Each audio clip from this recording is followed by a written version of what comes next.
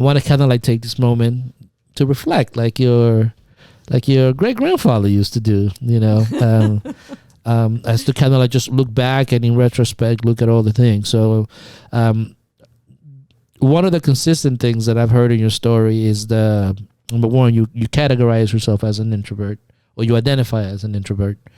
There's many times in your life in which you were alone emotionally. You were alone in standing up for yourself. What are the lessons that you've learned during those really lonely times, either for the good or bad times, but it was just you? What are some of the biggest lessons that stick out for the need and the importance of being alone and being separated from everybody? I think it's really important to reflect. Mm-hmm. To reflect not just on how something made you feel, or even the feeling itself, but on all the things around it. Like I try to understand the motivations that are behind why a person chose to treat me a certain way or do a certain action towards me, or even people that are in their life that maybe motivated them to cast a certain kind of thought pattern onto them, and so on and so forth, because everything is so connected in such a way. So reflection is really important. I mean, what do we have memory for if not reflection? Even that reflection. And then something else was attachment. And there is all things in moderation, including attachments. And that's something else my great-grandfather taught me, because there was one lesson about things in this house, you didn't pay for them, so on and so forth. One day he went through my room, took everything, put it in a trash bag, and threw it all away. How did I know you were going to say that? I was like, he threw your shit away, didn't he? He sure did. He came in there and he took everything. Oh, you did something, or just I don't even remember what I did. Yeah. All I remember is it's probably not sharing. I had a hard time sharing things. My cousins broke everything. Okay, I would come in and like all my toys were in pieces, and I just cry, and they just laugh, and that was okay. You know what I mean? Like, because sharing. But he did that. He took everything and he threw it away. And I sat there and I cried hard for a long time, and then I sat there and I realized, none of this even matters. Yeah. None of it. I'm still here, and nothing's changed. Yeah. And it was that day forward that I kind of I detached from a lot of things, better or worse, I'm not sure. But I did. And then years later, after he died, I found all that stuff actually in the shed. Oh, wow. And I was like, oh my God, he didn't throw it away. So he was trying to teach you a lesson. Yeah. About don't be attached to things. Yeah. That's interesting. That's deep.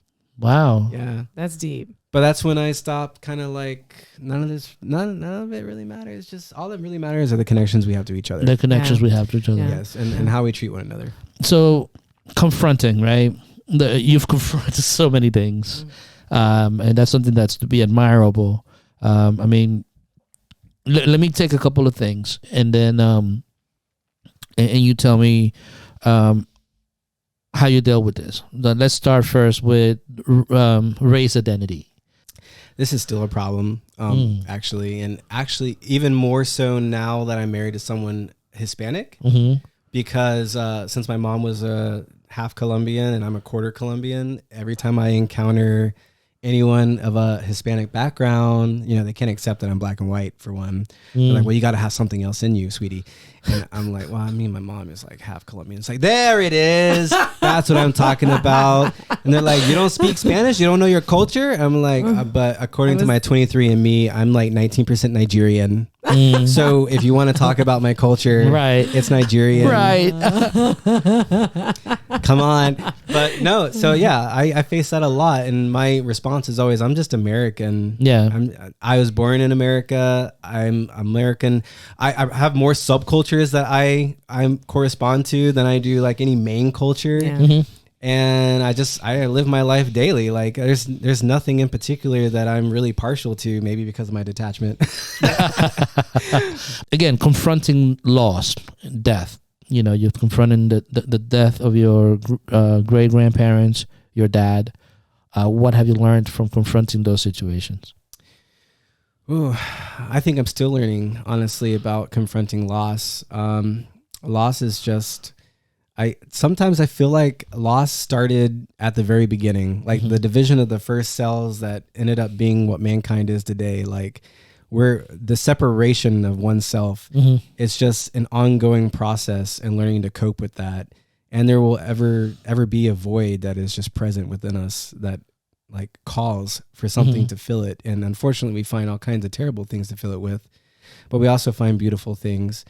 And all I can think is like, in dealing with the loss that I've dealt with, it makes me appreciate and love the people that are still here and present. And I acknowledge those people more and the situation. So if I come across someone in some random place, Walmart, maybe I'm walking through and someone's just like, they reach out, there's something they need to speak on.